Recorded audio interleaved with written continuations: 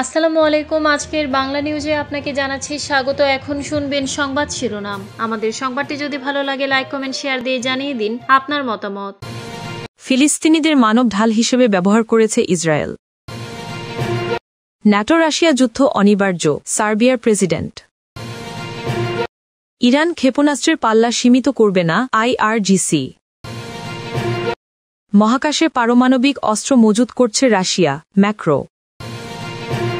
Caribbean দেশগুলো আক্রমণে মিথ্যা নাটক সাজাচ্ছে আমেরিকা, মাদুরো। গাজার ৯০% গাছপালা ধ্বংস করেছে ইসরায়েল, খান ইউনিসের মেয়র।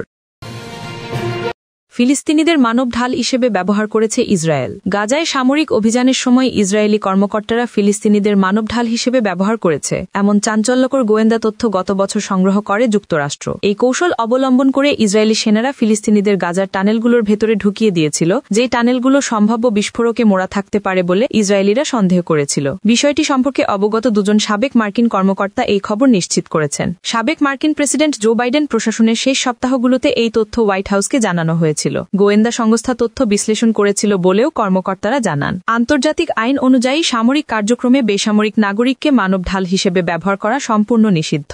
বাইডেন প্রশাসনের কর্মকর্তারা দীর্ঘদিন ধরেই এমন সংবাদ প্রতিবেদন নিয়ে উদ্বেগ প্রকাশ করে আসছিলেন, যাতে ইঙ্গিত দেওয়া হয়েছিল ইসরায়েলি সেনারা গাজায় নিজেদের সম্ভাব্য সুরক্ষা দিতে ফিলিস্তিনিদের ব্যবহার করছে। তবে এই বিষয়ে ওয়াশিংটনের নিজস্ব তথ্য সংগ্রহের বিষয়টি এর আগে কখনো প্রকাশিত হয়নি। ২০২৪ সালে শেষ মাসগুলোতে সংগৃহীত গোয়েন্দা তথ্য হোয়াইট হাউস এবং গোয়েন্দা মহলের ভেতরে এই প্রশ্ন উত্থাপন করেছিল যে এই কৌশলটি ঠিক কতদূর পর্যন্ত ব্যবহৃত হচ্ছে, ইসরায়েলি সৈন্যরা সামরিক নেতাদের নির্দেশনায় কাজ করছে কিনা। সংবেদনশীল জাতীয় নিরাপত্তা তথ্য নিয়ে আলোচনার শর্তে নাম প্রকাশে অনিচ্ছুক ওই কর্মকর্তারা অবশ্য জানাননি যে গোয়েন্দা তথ্যে উল্লেখিত ফিলিস্তিনিরা বন্দী ছিলেন নাকি বেসামরিক নাগরিক। বাইডেন প্রশাসন ইসরায়েলি সরকারের সাথে এই গোয়েন্দা তথ্য নিয়ে আলোচনা করেছিল কিনা তা নির্ধারণ করা যায়নি। বাইডেন হোয়াইট হাউসের কর্মকর্তারা মন্তব্যের অনুরোধে সাড়া দেননি, সিআইএও মন্তব্যের অনুরোধে কোনো সাড়া দেয়নি। তবে একটি বিবৃতিতে ইসরায়েলি সামরিক বাহিনী জানিয়েছে যে তারা বেসামরিক নাগরিকদের মানব ঢাল হিসেবে ব্যবহার করা বা সামরিক অভিযানে অংশ নিতে তাদের কোনোভাবে বাধ্য করা নিষিদ্ধ করে। বিবৃতিতে আরও বলা হয়েছে, military police criminal investigation division সামরিক অভিযানে ফিলিস্তিনিদের জড়িত থাকার সন্দেহ নিয়ে তদন্ত করছে।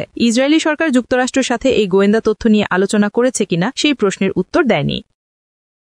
ন্যাটো রাশিয়া যুদ্ধ অনিবার্য, সার্বিয়ার প্রেসিডেন্ট। সার্বিয়ার প্রেসিডেন্ট আলেকজান্ডার ভুসিক সতর্ক করে বলেছেন, পশ্চিমা দেশ এবং রাশিয়ার মধ্যে সরাসরি সামরিক সংঘর্ষ অনিবার্য হয়ে উঠেছে। তার মতে, ইউরোপের দেশগুলোর দ্রুত সামরিক প্রস্তুতি এবং অস্ত্রসজ্জার বৃদ্ধি এই পরিস্থিতিকে আরও নিশ্চিত করে তুলছে। মঙ্গলবার এক টেলিভিশন সাক্ষাৎকারে ভুসিক বলেন, এমন যুদ্ধের সম্ভাবনা এখন আর নিছক কল্পনা নয়। তিনি উল্লেখ করেন, সামরিক ব্যয়ের গতি উল্লেখযোগ্যভাবে বেড়েছে। ইউরোপীয় ইউনিয়ন রাশিয়ার হুমকির কারণে দ্রুত সামরিকীকরণের পথে হাঁটছে, যদিও মস্কো এই বিষয়টিকে ঘরোয়া অর্থনৈতিক সমস্যা থেকে মনোযোগ সরিয়ে দেওয়ার জন্য বিভ্রান্তিকর বাস্টিক বক্তব্য হিসেবে বাতিল করে দিয়েছে। ভুসিক আরও বলেছেন, আমার ধারণা ইউরোপ এবং রাশিয়ার মধ্যে একটি যুদ্ধ লাগবে, এই নিশ্চয়তাই বাড়ছে। তারা যুদ্ধের জন্য প্রস্তুতি নিচ্ছে। রোমানিয়া, পোল্যান্ড, ফিনল্যান্ডের মতো ছোট দেশগুলো একই পথে হাঁটছে, রাশিয়ানরাও তাই। তিনি বলেন, সবাই প্রস্তুতি নিচ্ছে। এর ফল কি হতে পারে? কেবলই সংঘাত। এই পরিস্থিতিতে সার্বিয়াও নিজেকে একদিকে খাদ এবং অন্যদিকে কূপের মাঝে মনে করছে এবং তাই সামরিক প্রস্তুতি জোরদার করতে হচ্ছে। তিনি জানান, যদিও সার্বিয়া ইউরোপীয় ইউনিয়নের সদস্যপদ লাভের চেষ্টা চালিয়ে যাচ্ছে, মস্কোর ওপর নিষেধাজ্ঞা এবং অন্যান্য পদক্ষেপ গ্রহণ করতে অস্বীকার করায় বেলগ্রেডের আবেদন কার্যত স্থগিত রয়েছে। দুটি দেশের মধ্যে গভীর সাংস্কৃতিক এবং ঐতিহাসিক সম্পর্ক বজায় আছে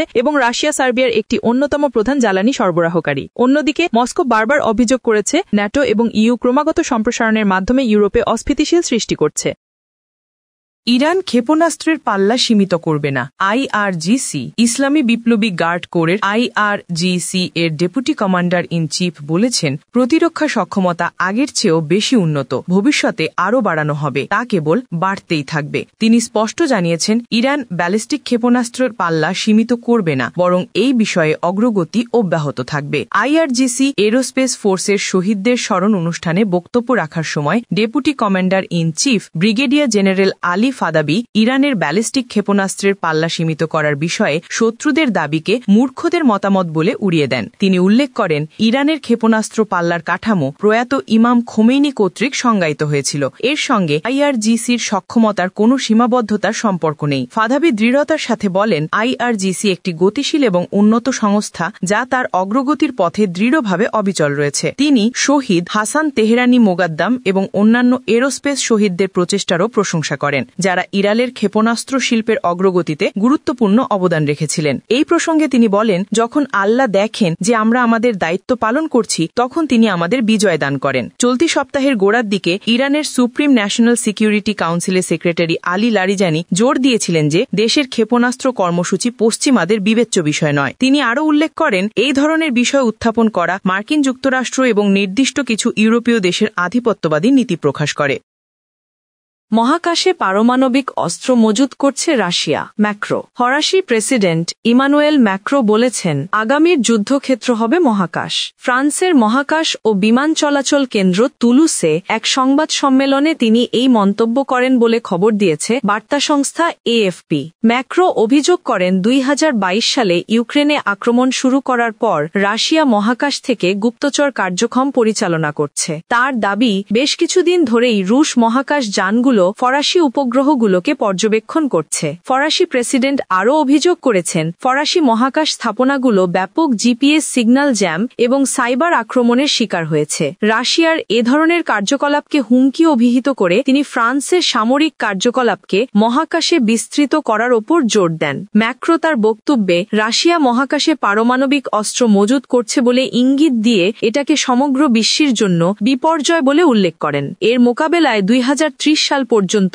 মহাকাশ সামরিক খাতে অতিরিক্ত 4.2 বিলিয়ন ইউরো বিনিয়োগ করার ঘোষণাও দেন ফরাসি প্রেসিডেন্ট। তবে ঠিক কোন কোন বিষয়ে বিপুল এই অর্থ ব্যয় করা হবে তার সুনির্দিষ্ট বিবরণ তিনি দেননি। ধারণা করা হচ্ছে, ফ্রান্সের মহাকাশ কৌশলের জন্য ভবিষ্যতে পুনর্ব্যবহারযোগ্য লঞ্চার এবং উচ্চমাত্রার থ্রাস্ট ইঞ্জিন নির্মাণকে অগ্রাধিকার দেওয়া হতে পারে।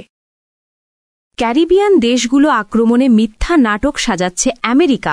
মাদুরো। ক্যারিবিয়ান দেশগুলোতে হামলার উদ্দেশ্যে মিথ্যা নাটক সাজাচ্ছে যুক্তরাষ্ট্র, এমন দাবি করেছেন ভেনিজুয়েলার প্রেসিডেন্ট নিকোলাস মাদুরো। বুধবার দেশটির রাষ্ট্রীয় টেলিভিশনে দেওয়া এক বক্তব্যে একথা বলেন প্রেসিডেন্ট। 2003 সালে ইরাকে যুক্তরাষ্ট্রের হামলাকে ইঙ্গিত করে এমন মন্তব্য করেন তিনি। ওই হামলার মতোই ক্যারিবিয়ান দেশগুলোতে আক্রমণকে বৈধ প্রমাণে মিথ্যা গল্প ফাঁদছে যুক্তরাষ্ট্র বলে দাবি তার। মাদুরো বলেন, যেহেতু তারা আমাদের কাছে কোনো পারমাণবিক কিংবা ধ্বংসাত্মক অস্ত্র থাকার প্রমাণ পায়নি, তাই অদ্ভুত সব কাল্পনিক গল্প ছড়াচ্ছে, যেসব এতটাই ভুয়ো যে স্বয়ং যুক্তরাষ্ট্রের মানুষেরাই এগুলো বিশ্বাস করছে না। এর আগে মঙ্গলবার ক্যারিবিয়ান সাগরে যুক্তরাষ্ট্রের সাম্প্রতিক হামলায় প্রাণ গেছে অন্তত 6 জনের। এ নিয়ে আন্তর্জাতিক জলসীমায় মার্কিন হামলায় নিহতের সংখ্যা দাঁড়াল 75 জনে।